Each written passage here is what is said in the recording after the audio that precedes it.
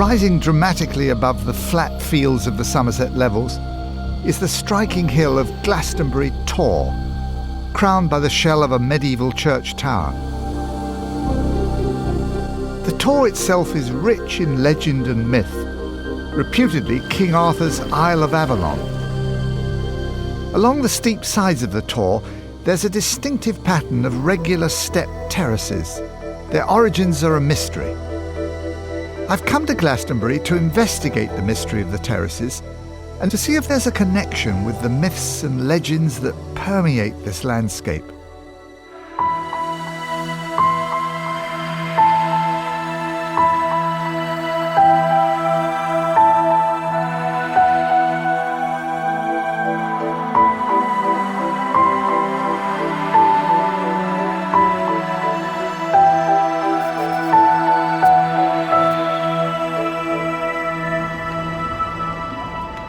Glastonbury's been called the British capital of the New Age. Walking through the town, you soon see why. Strange brews of religion, paganism and myth are continually producing new and even startling interpretations of the Tor and its terraces.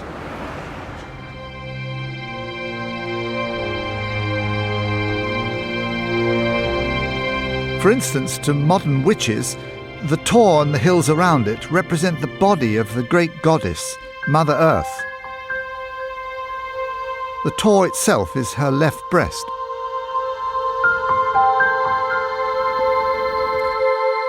To other people, the Tor is on a mysterious alignment of sacred sites extending from Cornwall to Wiltshire. And so the accounts go on. But how did it all start? What happened here to make it such a centre of myth and fantasy? And are these strange terraces on the Tor part of that story?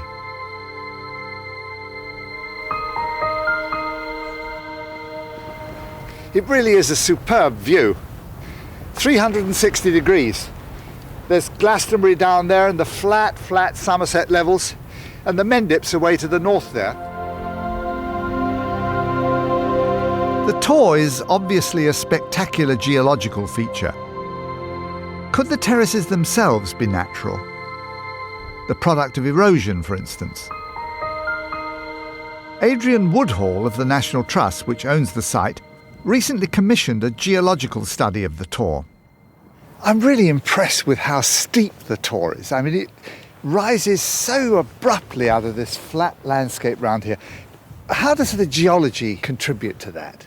Well, we do know that the rock type is much harder than the surrounding levels, and it's basically composed of lower, middle, upper silts and clays, and on top of the upper layer of silts and clays there's a really hard layer of rock called Midford Sands. So this cap of sands has protected this extraordinary hill and leaves it here standing so isolated. What about these terraces along the flanks? I mean, could geology have anything to do with their formation? Geologists have told us they're not a feature of natural erosion, but they're probably an activity from man over thousands of years. So the Tor itself remains because harder rock on its summit protected it as surrounding rocks were eroded. But it's unlikely that erosion could have created such a regular series of terraces. They must have been created by people, but by whom and when? Is it possible that there is evidence still in the ground? A team of geophysicists had arranged to survey the Tor, searching for clues to the origins of the terraces. I caught up with Meg Waters and Steve Wilkes as they began measuring out the area they'd selected. Out of the rain, Meg explained the techniques they were using. We use magnetometry, and magnetometry is looking for the differences in magnetic fields of the Earth and whatever would be in it. We can see trenches, things that have been excavated into the ground, pits, ditches, things like that. Right. We've generated a map of the Tor, and Meg's survey data will be overlaid onto this feature. The second technique they were using measured resistivity. With the resistivity, we're looking for the resistance to to an electrical current that we actually induce into the ground. We're also measuring trenches where the soil would be kind of mixed up with more air or water in it. Ditches. It also looks perhaps at a compacted path where people would have walked back and forth, or a house floor, something like that. It was going to take the geophysicists a while to collect and process their data. So I went to see what archaeological evidence had already been found on the Tor. Chris Webster, an archaeologist from Somerset County Council, showed me what little there is. You can see there's a little bit of prehistoric flint work, most of it fairly scrappy, but there's this rather nice arrowhead here. Yes, that's rather beautiful, isn't it? Neolithic leaf Yes. arrowhead. But it doesn't actually show settlement up there, it could just be hunting. We don't get any more activity on the Tor really until the early post-Roman period, the sort of period when an Arthur figure might have been there. And from that period, in the 5th and 6th century, we've got these large pottery vessels. These ones would have come from Turkey. Does that pottery give us any clue as to who the people were and what they might be doing up there? Not directly. It's obviously quite prestigious to be able to get material from Turkey. But whether it's a kingly residence, a defended site on the top of the Tor, or it could be a monastic site with church contacts to Constantinople. The evidence may be scant, but it suggests that people have been active on the Tor since Neolithic times, more than 4,000 years ago. So I decided to investigate the various theories of the origins of the terraces. There's a claim that they were created in the Neolithic period to make a kind of maze. Creating them would have been a huge labour, but not necessarily beyond Neolithic people, as other monuments in the landscape show. Within 40 miles of Glastonbury is Silbury Hill, near Avebury in Wiltshire. Constructed more than 4,000 years ago, it's the largest prehistoric man-made mound in Europe.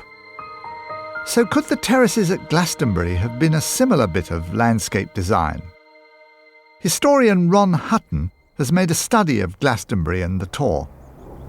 I mean, you can trace out a path, a continuous path up from these terraces, can you? You certainly can. The path is actually harder to trace than it sometimes appears on maps. It's a rather broken spiral, but it can certainly be done. And when this was first made, if it was a sacred walkway, it might be much easier to join them up and make a perfectly good spiral. People believe that you can trace a maze-like path, winding several miles round the Tor and right up to the top. It became big news in the 1960s when it was first proposed that it might be prehistoric. Anything is possible in Glastonbury. It certainly could be a Neolithic sacred monument, a spiral labyrinth. So is it possible the Tor has had a special significance since prehistory, and that the terraces might have been created for some sort of ritual purpose? To test this theory, I needed to find out what people were doing in this area in the Neolithic period.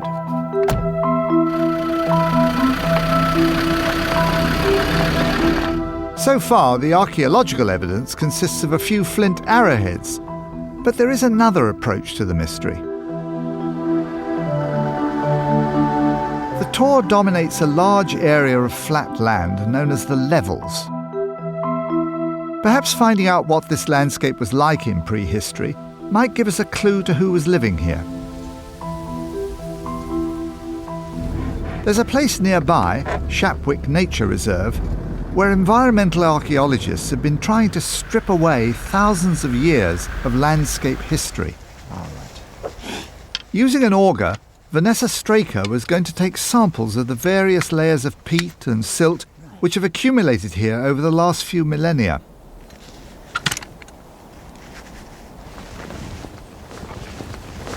My goodness, very soft, isn't it? It is, it's very soft.